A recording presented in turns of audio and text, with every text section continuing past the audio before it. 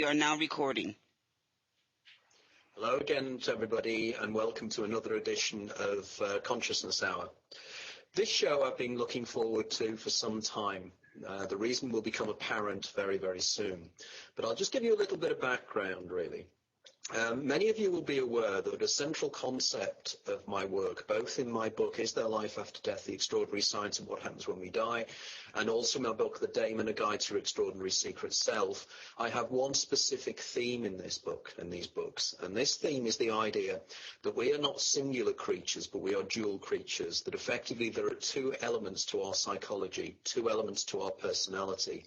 There's the everyday self that exists in consensual reality, the everyday self that lives and exists in linear time and perceives the universe in a way that takes a lot of the world out of the world. In other words, we perceive the universe through our senses, and our senses sometimes act as filters which don't allow us to perceive the universe as it really is.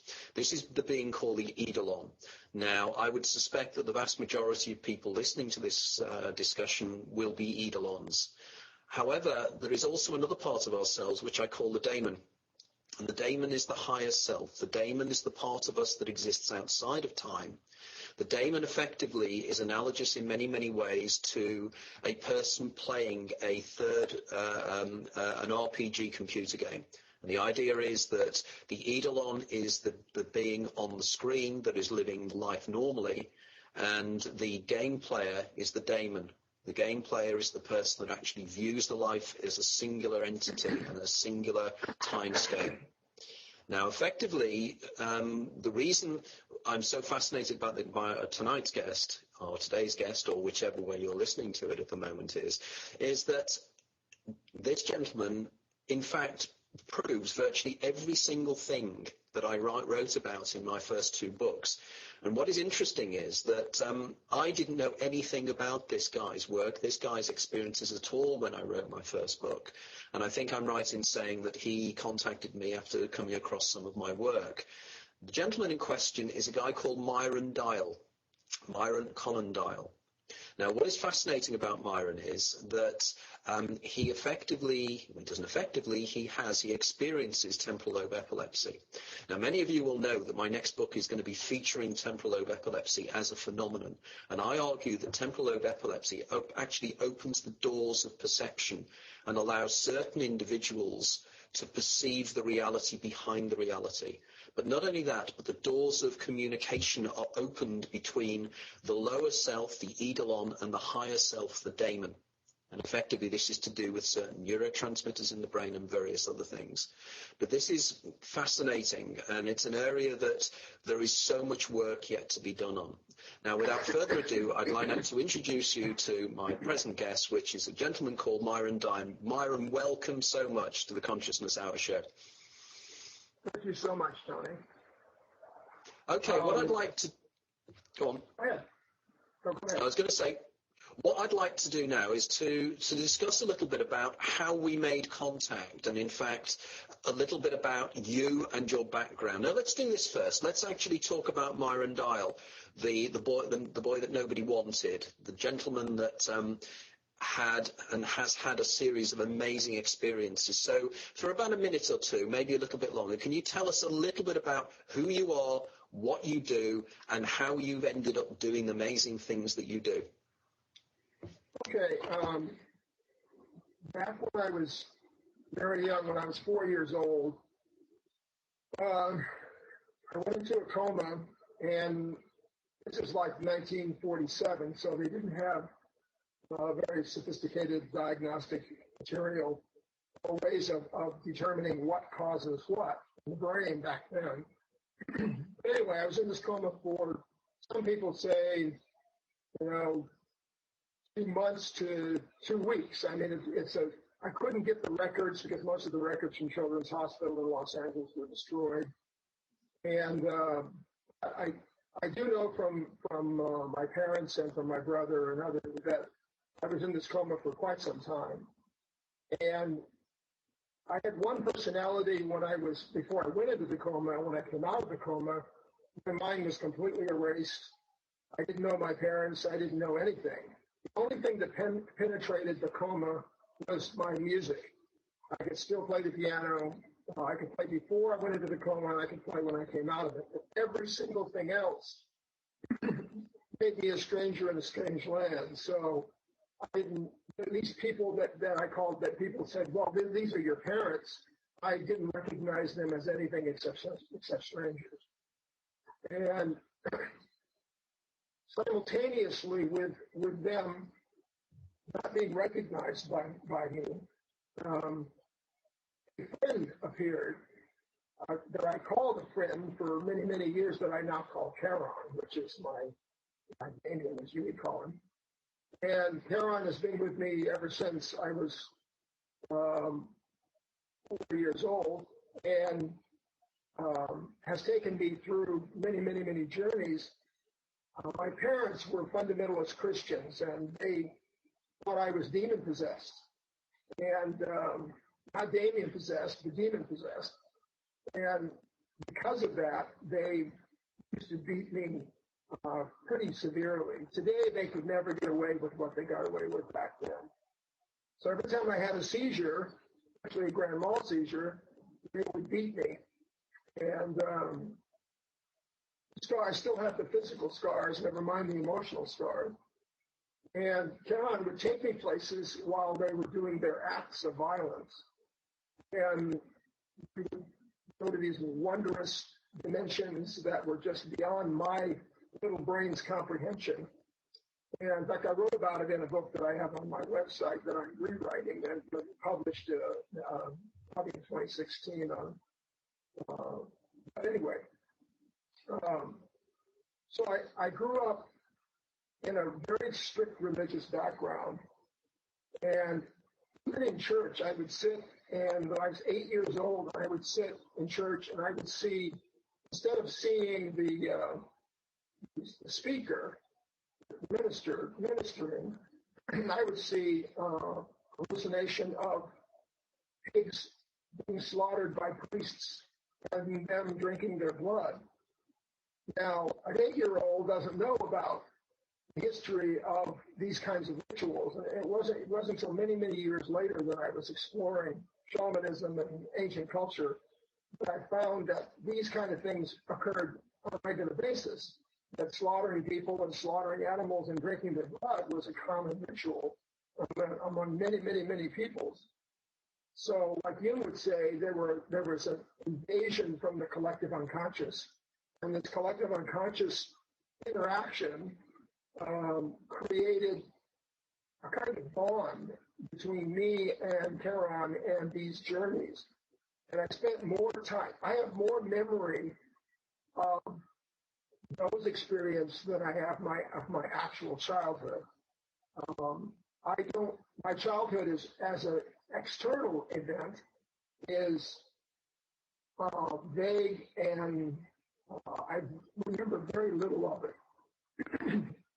Even the abuse that I experienced, I didn't really recall it until I started writing this book that I have online on my website. And when I started writing the book, it all started coming back to me. Well, anyway, I could never marry. I could never have a Heros Gamos, a sacred marriage between what I saw and what I was being taught in church. I couldn't marry the two. They were diametrically opposed. I remember one time, I think it was Ramakrishna said that if you have an experience, you go with your experience. In Western culture, if you have an experience and it goes against the Bible, then you go with the Bible.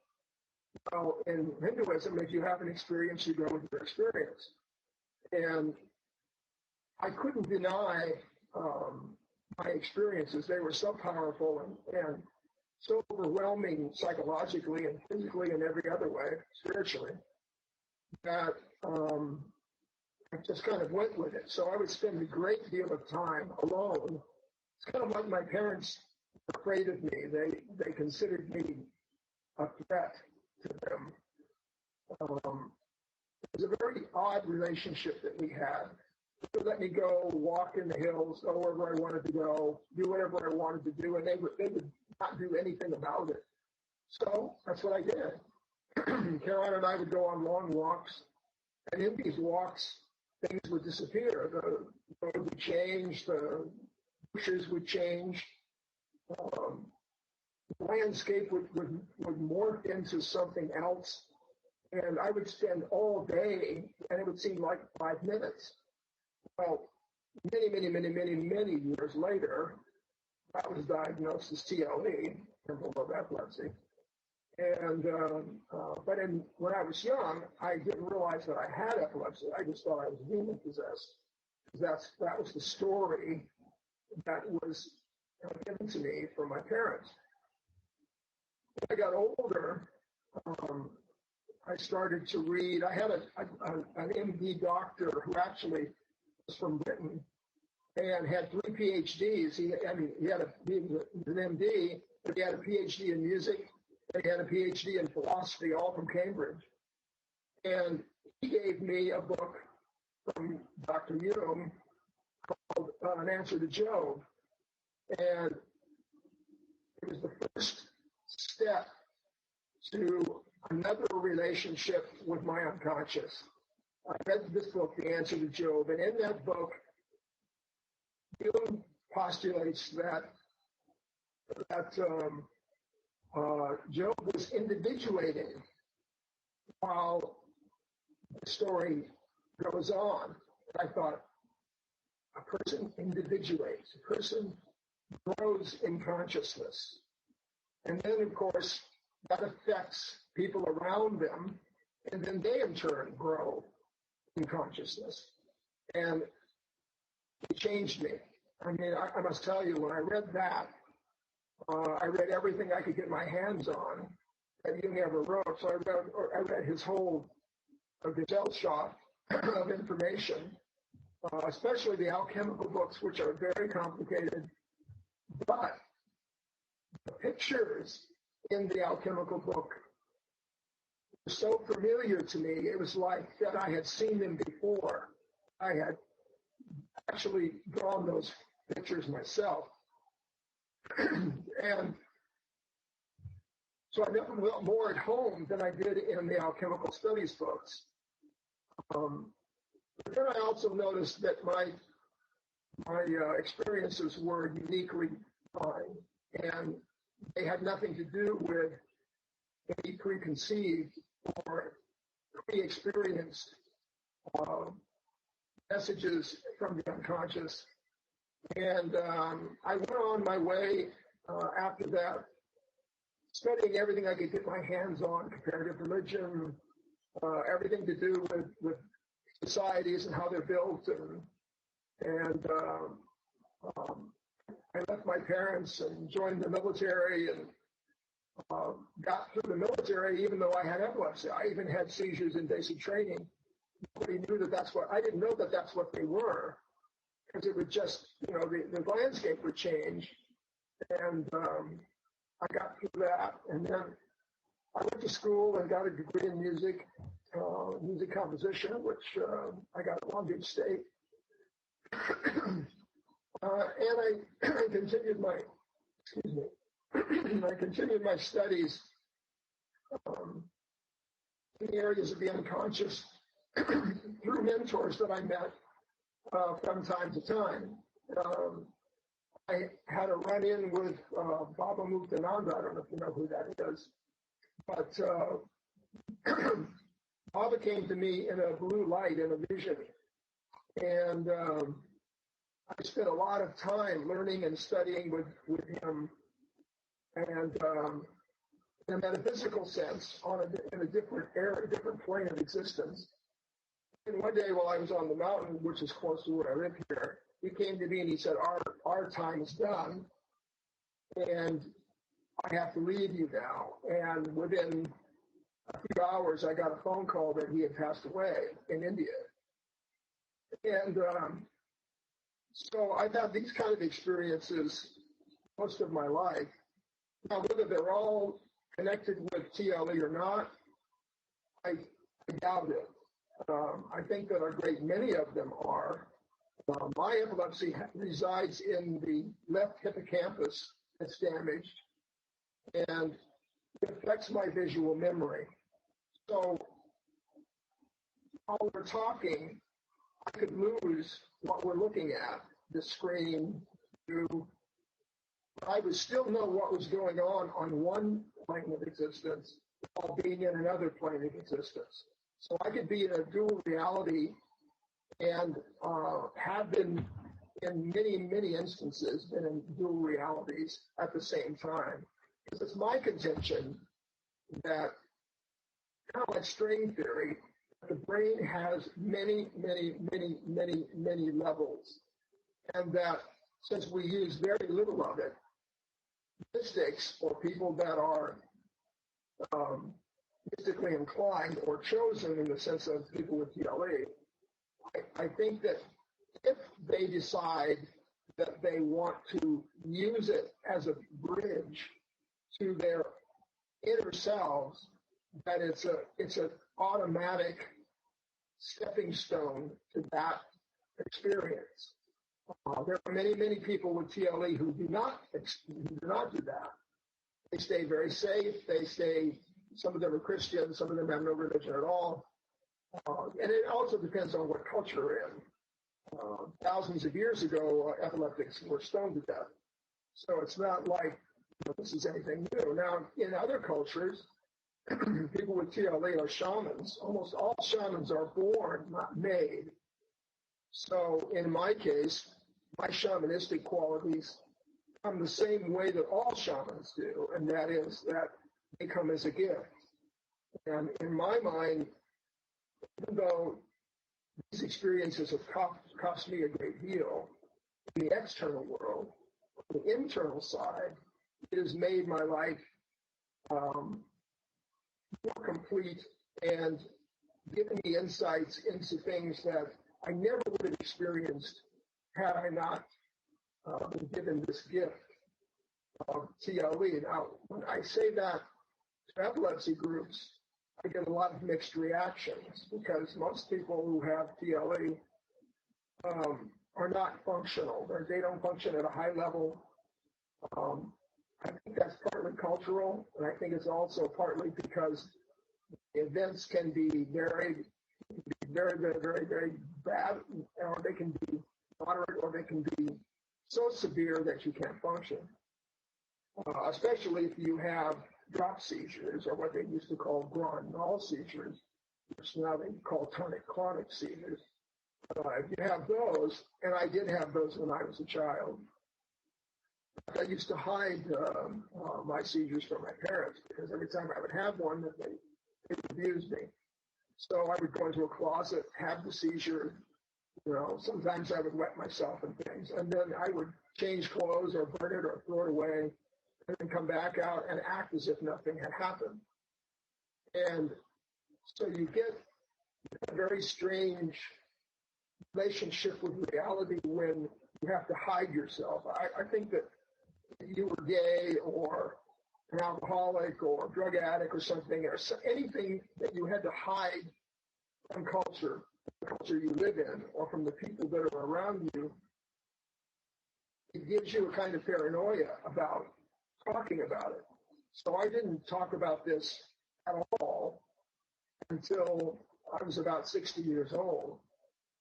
Before that, I did all this by myself, alone.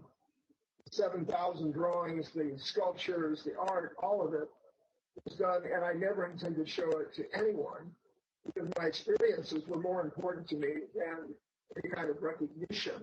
I wasn't doing it to be an artist. I was doing it because these experiences were so luminous and so such a high experiential quality that I had to make a record of them. I had to keep a record so I could go back and look at the drawing. And the second that I look at it, I am back where I was the minute I saw it the first time. So there's no time differentiation between what happened when I had the event and today. It's like time doesn't exist under those experiential situations. And so I have spent enormous amounts of time alone, climbing in the mountains, walking in the mountains, because there's mountains up here in Chatsworth where I live, and there used to be an old ocean, 400 million years ago. This was an ocean. So what's left here is sandstone mountains that are luminous and just so powerful that the Chumash Indians who lived here used this whole area as its point of departure, interestingly enough, to go to another level. And there's a place called Stony Point, which is just up the street here. And they used to go to the top of that mountain, and as I understand it, I have done some research on this, that's where they would leave and go into another dimension on the top of that mountain. And there's still evidence of their existence all over this area. There's some burial grounds here and things like that. Interestingly enough, when I used to go up there before I ever knew anything about them, again, I would see them walking around. I would see their villages. And I thought, why am I seeing, I asked Charon, why am I seeing villages? What's the point? Why would I be seeing an Indian village? What has that got to do with me in the 20th century? I mean, what is the point? And Charon made it very clear that these peoples were here for thousands of years before any white man ever walked this area. So there is I do believe that there is a channel that you can go into if your prejudices against consciousness are assuaged, and that channel can take you from one level to the next. Now, I don't always remember what occurred at any particular level. Sometimes I do, sometimes I don't. It really depends on what the experience is.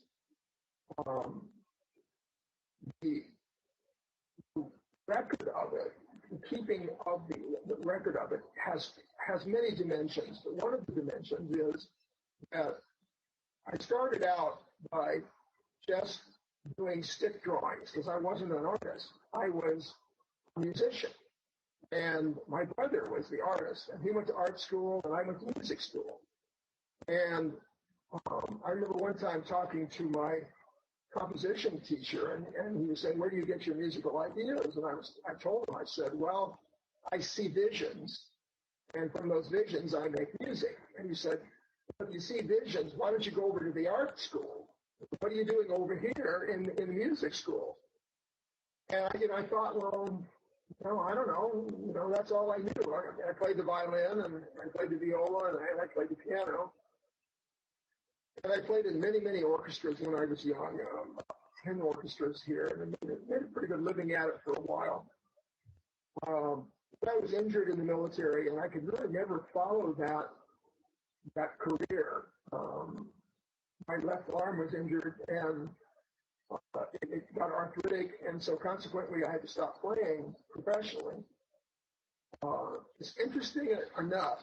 This is very, very, very, very interesting. Christ says, if a man loses his life, he'll find it. If he finds his life, he'll lose it. And I lost my life. I was a musician. I've been a musician since I was a child, even before the coma. And that was taken away from me. And so there was some grief and anger and resentment about losing that. And so I started writing in little tiny journals about this big, just writing my experiences down. And from there, I started doing little stick drawings of those experiences. And from there, I did better drawings. And over a period of years, my skill got better and better and better and better. And part of it is because I already see these things in reality. So I'm not making them up. I'm not designing the canvas. I'm already seeing them from my unconscious experiences. So it's just a matter of me putting it on canvas or on the page in my journals is where it all started. Georgia O'Keeffe said that a man's skill will rise to his vision. And that is actually what's happened to me. My visions have created this whole new art form for me, which has been much more fulfilling than music ever was. Because even though music is a wonderful, beautiful, and emotional experience, it doesn't hold an image. There is no image in music. If I write a lyric and you connect it to the lyric, but the sound, if I write a piece called La Mer, the sea, and I say it's the sea and you hear it, it doesn't mean that you hear the ocean. You might hear the wind, you might hear all kinds of things. If I draw a picture of it, you go, oh, well, that's the ocean. The differences between those two things really helped me focus my experiences into a cognitive, experiential way of solidifying what needed to be done in order for me to move from one thing to the next. Life to me is an experiential, educational experience. And if you're not moving from here to there, then you're not moving at all. Now, Charon, my spirit guide, never judges me at all, ever. So if I do something really stupid, or I'm lazy, or whatever, there's never any judgment from Charon about that at all. Charon, I come apologetic and say, I know I should be doing this and I should be doing that. And all Charon would say is, can we move on? Let's go to the next thing. I mean, Charon was nothing but pure love, pure experience, pure acceptance, and nothing judgmental. Nothing. No matter what I did. Because that's what love is. Love is not judgmental. And so consequently,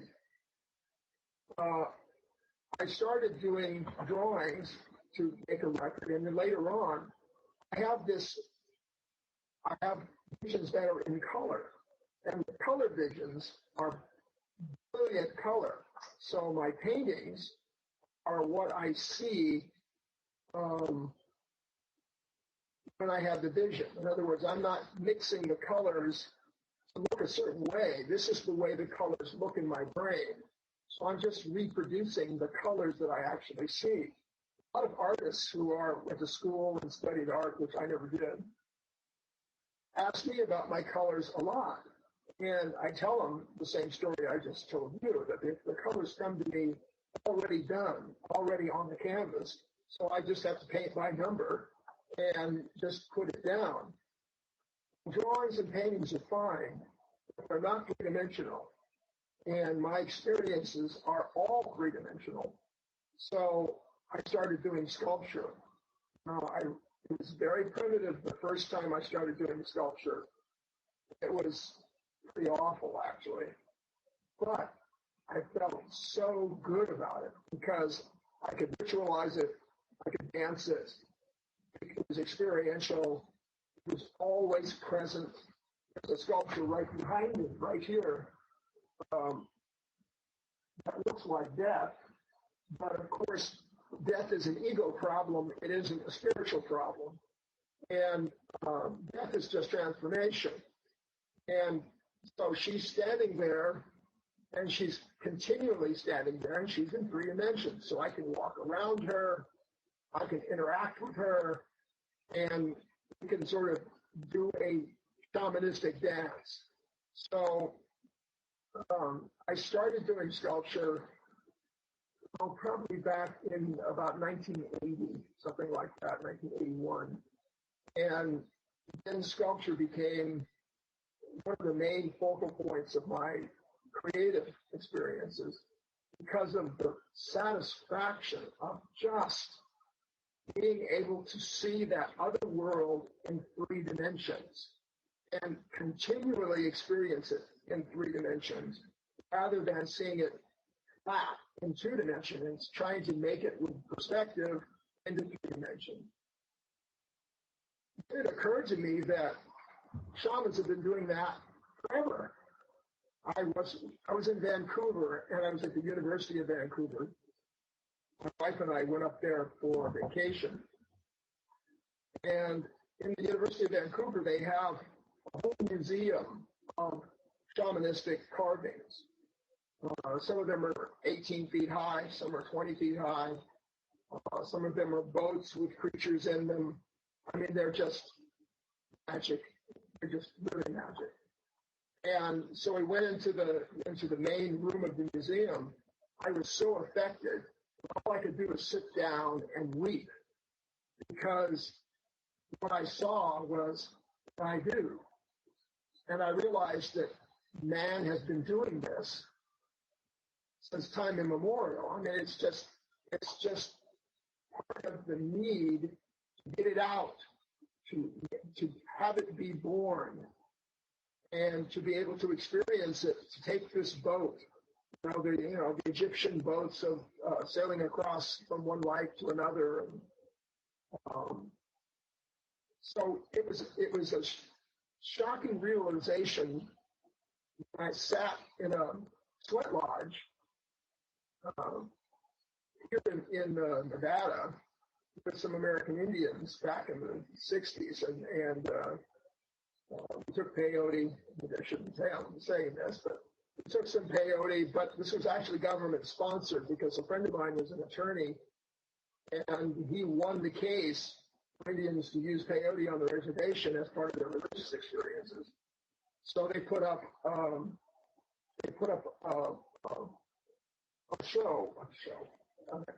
sweat lodge. It's like 3 days. You start by fasting because you're going to get real sick when you take the peyote. And to make a long story short, after about 2 days of taking peyote and stuff, what I saw was nothing I didn't see already. And so I went to the shaman who put up the experience. I told him, he said, well, so what did you experience? And I said, well, I didn't see anything that I don't see anyway. And he said, oh, so then you're a shaman. And that was kind of the first time anyone had ever said that word to me and used it directly to me and saying, maybe you have shamanistic characteristics. I'd already read, of course, Castaneda's books and all that kind of stuff, which I didn't quite believe, but I was fascinated by a lot of his writings, a lot of his experiences. And so from that strange beginning of childhood to some Indian experiences, to my own personal experiences, and from going from music to art, those transitions took like decades to get through. Americans or Western people by design want everything yesterday. They want this to go quickly. They want to, Baba used to complain that people want to be enlightened, but they didn't want to do the work. And they didn't want to spend time alone and isolated. And people would ask me, years later after I came out and I got reviews in the newspaper about my art, my colleagues would say, when do you do all this art? I mean, how is it possible that you could do, over 10,000 works? How is that possible? And still have a regular job? And because I was vice president of a corporation for more than 30 years. And I told them, I said, look, you guys are on vacation.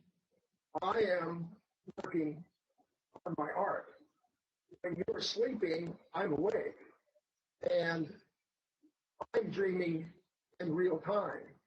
But I'm not dreaming from sleep. I'm dreaming from my own experiences. And when I awaken from those experiences, I'm not tired. I'm invigorated.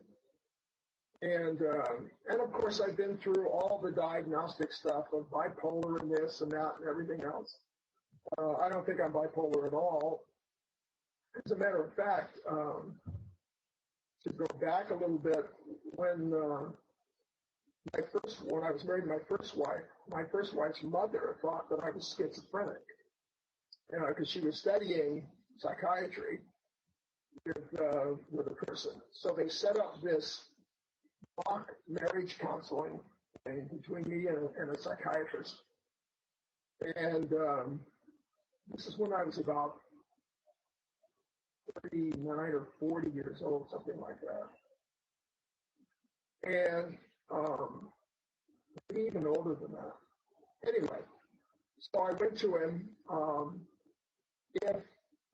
under the guise that this was going to be marriage counseling. And then after about 3 or 4 meetings, he said to me, "I'm going to meet with Myron. You go and meet with my colleague." And he explained to me what they were doing. This was a setup. So they were trying to diagnose whether I was schizophrenic or not. And it had nothing to do with marriage counseling. Well, of course, I was outraged and mad as hell about it. But then he said, "Let me tell you right now, you don't have a single symptom of schizophrenia. Nothing. You're not schizophrenic. Did you ever think that you had epilepsy?" And that was the first time anyone had mentioned that word to me since my childhood. And I said, "Well, no, actually, I don't even know what epilepsy is, except I heard the word, of course." And then so we went from there. And so he was another mentor of mine. He gave me a breakthrough to another dimension of understanding of how you can get from A to B, C to D, And so he and I took a little journey, and he also turned me on to a lot of the alchemical stuff, and we discussed it at length. And he referred me to a neurologist, and that's when neurology got involved in my experiences. They did some tests and they found nothing. They didn't find anything, any scars. They didn't find any evidence I had epilepsy, except what I told them. When I described my experiences,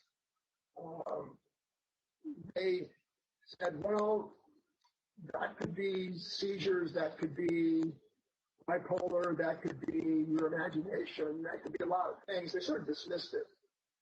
So we let it go. And then when I was 15, I went to, I had some very profound experiences where I was out for 8 hours. So I was in a different dimension, in a different world for 8 hours. And in those 8 hours, I went on these very long journeys into other areas of experience.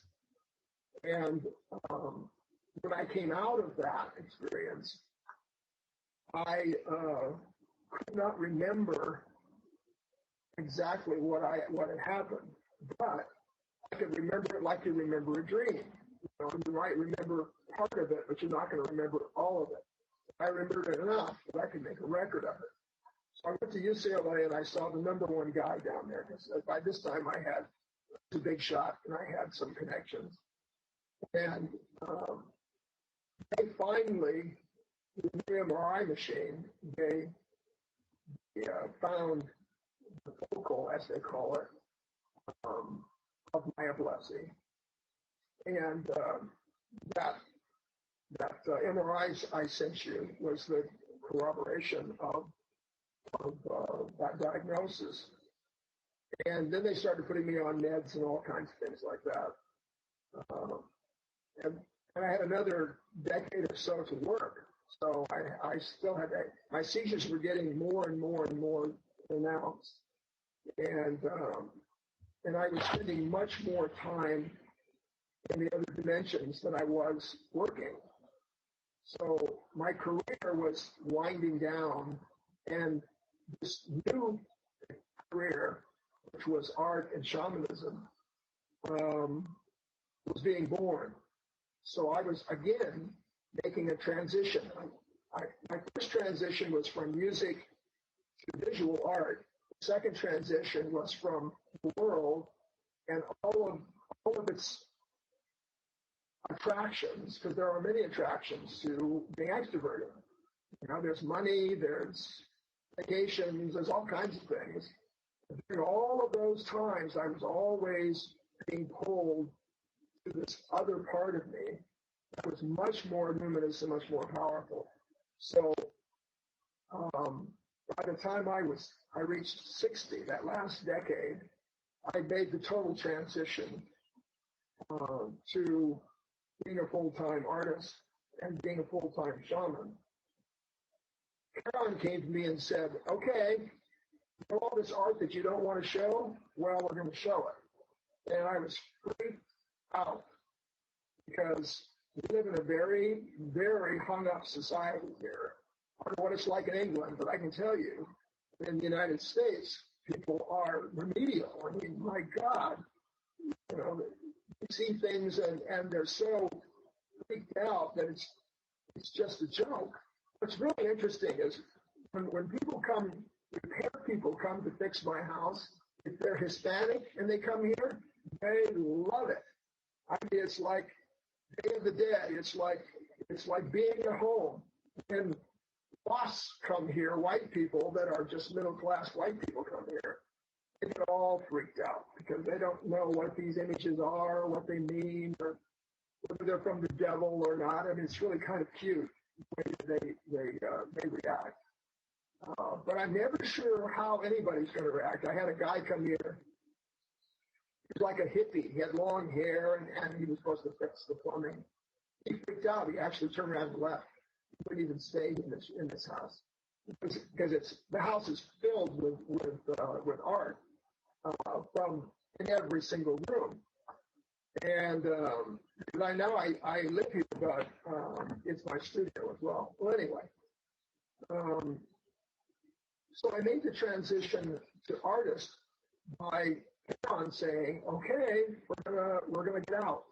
We're gonna go out." So I've been with some friends that are in the art world for many, many, many years, and they did not know that I did art. They just thought I was a musician, and because I played the piano for them and stuff. And they came over one day and walked in. They're big in the art world, and they looked around and they said, "Well, where did all this art come from? Who did it?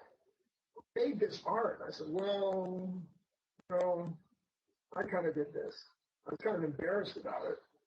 And they said, "You did this?" And I said, "Yeah, I did it." They were so enthusiastic about it that they brought in another guy who got this first show, that book that you have, Primordial Images of a Modern Mystic. Yes, that book. This one. And he came over here, and I was out. They gave me a big show. They showed 75 works. They published that book. So I kind of started at the top. Rather than going into a gallery and showing one piece, we had a whole museum show. And I don't take credit for any of that, by the way. I think Charon set this up because the timing was right. There's I think in Herman Hesse, one of his books, it says, "I can pray, I can fast, and I can wait." And I learned to do all of those things. I can pray, I can fast, and I can wait. And since I never intended to show it, there was not much ego in actually showing the work, except for the fact that it was now out. And since it's gotten out, it's been shown all over the world. It's gone to Australia, to Greece, to the Museum of Contemporary Art in Indianapolis, to universities all over the country, and my own gallery that I have here. But I don't really sell this work. I have sold pieces, but that's not my intent to sell the work. The work is my journal, whether it's sculpture or paintings or drawings. It's still my experiences. So till I'm done with them, I'm not really interested in parting with them. And yet, unless somebody comes and Charon says, this person should have this piece, and I'll give it to them or sell it to them or whatever they want to do.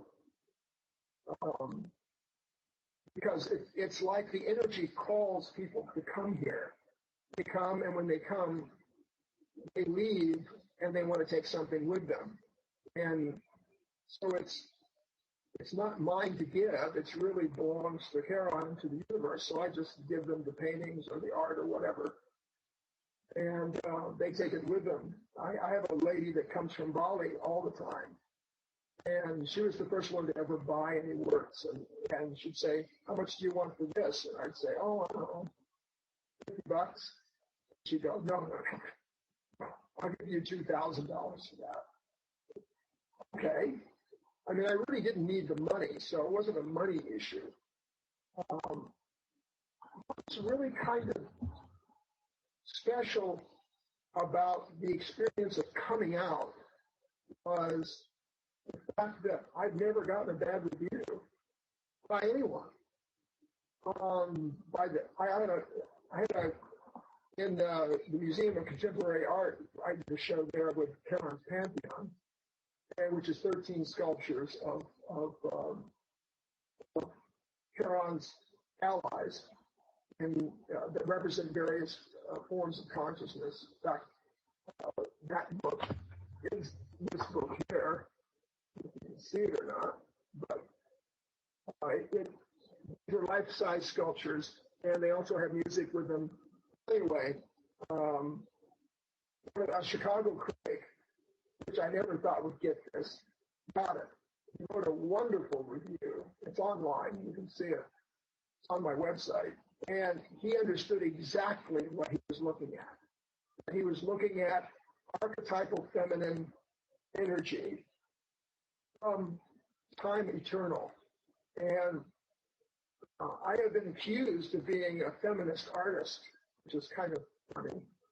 But I think that's because my connection with the goddess is unique to my experience and special to my experience. I've always dealt with Charon.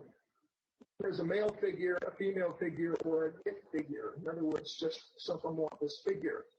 Most of the time, she comes to me in a female form. And of course, that's an anima. That's classic Jungian thinking. But never mind Jung, the fact is that it's a relationship. Charon and I have an intimate relationship. And there's nothing that I have done or will do or could have done that Charon has not seen or participated in. And the beauty of not having any judgment on anything that I have done or experienced or participated in is refreshing, considering that I come from a culture that's very judgmental, a religion that is very judgmental, sending me to hell and everything else. I'm not running short on time, but there's one experience that I had that really changed my life. I was taken down to this boat, and Charon was not with me. But I had this vision, I was on the mountain, and I was taken to this boat. I got in the boat, and I sailed down this river, and there were all these harpies all over the place, and they were trying to tear at me, but they couldn't. For some reason, they were resisting. And I arrived at this dock. I'm paraphrasing this. It's all in my book, but I had to cut this short. I arrived at this dock, and I got out, and I went to this huge, huge, huge door. It was probably 300 feet high and made out of bronze, and it opened. And when I went inside, there were tens of thousands of people in revelry over anticipation of this creature that was going to come, and they were going to worship. And I didn't know what the heck I was doing, what I was there for, or anything else. It was pretty intimidating, and I was very intimidated. And because I didn't have Charon with me, I was by myself. And so all of a sudden, this incredible creature comes. He must have been 30 feet high. He was the most beautiful thing I have ever seen. I mean, he glowed. He was just so charismatic, so powerful, so overwhelming. And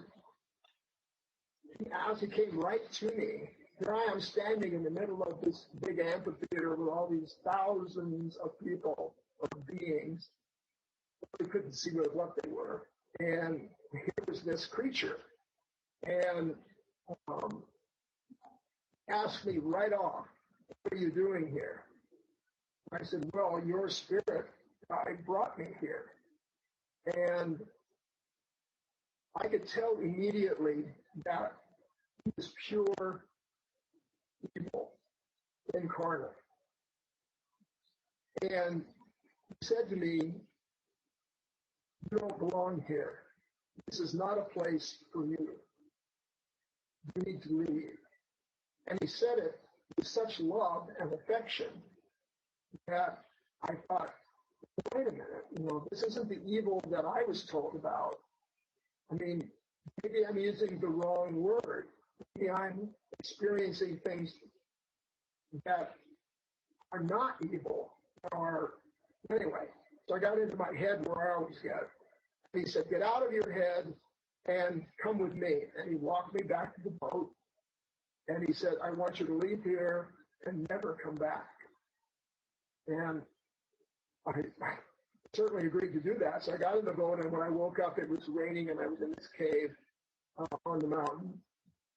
And what I got out of that vision was that all those things that I had been told when I was a child, that I was evil and demon-possessed, had now been officially refuted by this incredibly powerful demon. And don't get me wrong, I do not believe in heaven or hell.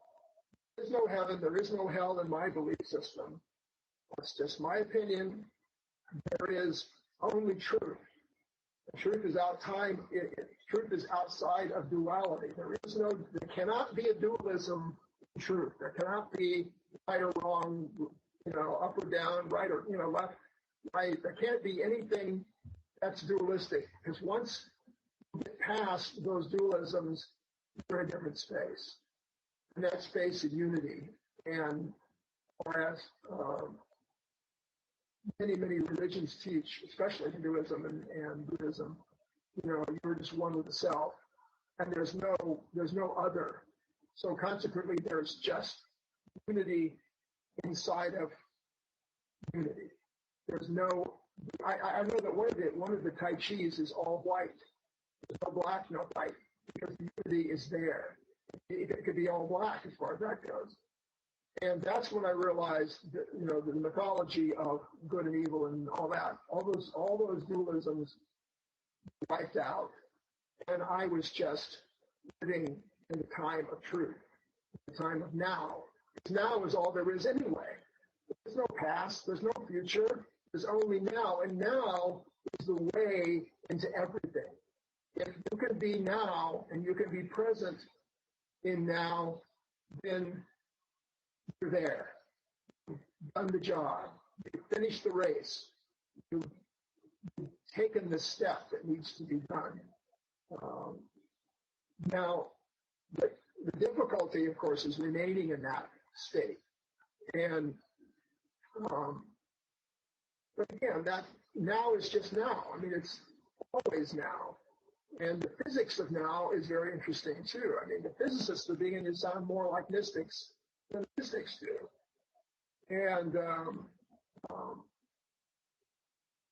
I think we're just about out of time, but all I can say is that once I learned that now was forever, I never worried about life or death or principalities or things present or things past. It made no difference anymore, because everything was present time. Everything was now, and now is forever. So this conversation that we're having now, we'll have this conversation forever. There'll never be a time we do not have this conversation. There'll never be a time that I didn't read your book for the first time. There'll never be a time that I didn't meet you for the first time. There'll never be a time that I didn't do my art. So I'm always doing my art. I'm always doing my music, and I'm always going to the mountain for the first time and meeting Charon for the first time. I mean, it's wonderful to understand that all those things are going on at all times, constantly, and forever. So that's kind of, in our nutshell, that's kind of where I come and where I am now. I mean, I'm 71 now, and the time here is what it is, and I don't pay much attention to it. I just listen to my energy and record of what is next, and live in the present, live in the now. And, all I can say is, Myron, that was the most fascinating hour. I think I've lost your voice. That's right. Can you hear me now? I can't hear you. You can't hear me. Oh, right. Okay. Oh, I can Hello, hear you. I'm I can here. hear you, but it's very low. Oh, okay. What I was going to be saying is that was one of the most fascinating hours I've ever spent, because I was just, all my questions that I wanted to ask you, you already answered in the discussion. There was only one or two things that really stuck out at me. Was when you were talking about Jung, I was reminded of his concept of Philemon, his idea of his own daemon and his own tutelary spirit that actually guided him. I was also reminded of when you were talking about your temporal lobe epilepsy as being a gift, I was very much reminded of what Dostoevsky said when he was asked about his seizures, and he said that he would give up his whole life for that moment of ecstasy, literally ecstasis outside of himself, when he actually experiences the aura state before he went into a full-blown grand mal seizure. But effectively, what I'd like to just finish off with now is we have about 2 or 3 more minutes. What I'd like you to do is to explain a little bit about how people can check your work and everything else, what your website is, various things that they can know about you, and also just very quickly about your work with Clive Barker as well. And just a very quick question from myself. Am I right in saying that Clive Barker is an epileptic as well? Because I had read that somewhere. As far as Barker being epileptic, I'm not sure of that. We didn't discuss it when we worked together on that show, Two Madmen. So I'm not. I wouldn't want to put him in any kind of category. He certainly has a critical mind, that's for sure, and he has a vivid imagination. But if you look at my work and his work, they're very different. Yeah. When we did that show together, you could tell, without even looking at the titles, you could tell that this art over here is not like this art. It's not push on it in that sense. Creative artist and a writer, and he illustrates all his own books, so that's really he does a lot of that. By the way, everything about me, about me, I have a website, MyronDyal.com. If you Google my name, the website comes up. You can't do it from your iPhone, you can only do it from your computer. It's www.myrondyal.com. And I'm on Facebook, of course, so you can join me on Facebook. I post a vision a day on Facebook almost every day. And right now I'm looking at 64 Peake cards. I'm doing a whole series on the Peake cards, so I'm posting some of them. I'll be selling backup cards this year, something like that. I think I want to do of my own art with I just lost Myron. Just like this morning saying to finish off is that you can actually pick up Myron work on www.myrondyal.com. The one Bible as well as Myron M1ROS with myrondyal.com. Myron is also extremely active on Facebook as well. If you go onto my Facebook wall, you will find a link somewhere on when we put this up. Okay, everybody. Well, thank you very much for. And all I can say is, from wherever he's actually now gone back into the ether, is to thank him so much for an absolutely enthralling discussion. And again, I feel we just scratched the surface. He's just back. Just hold on.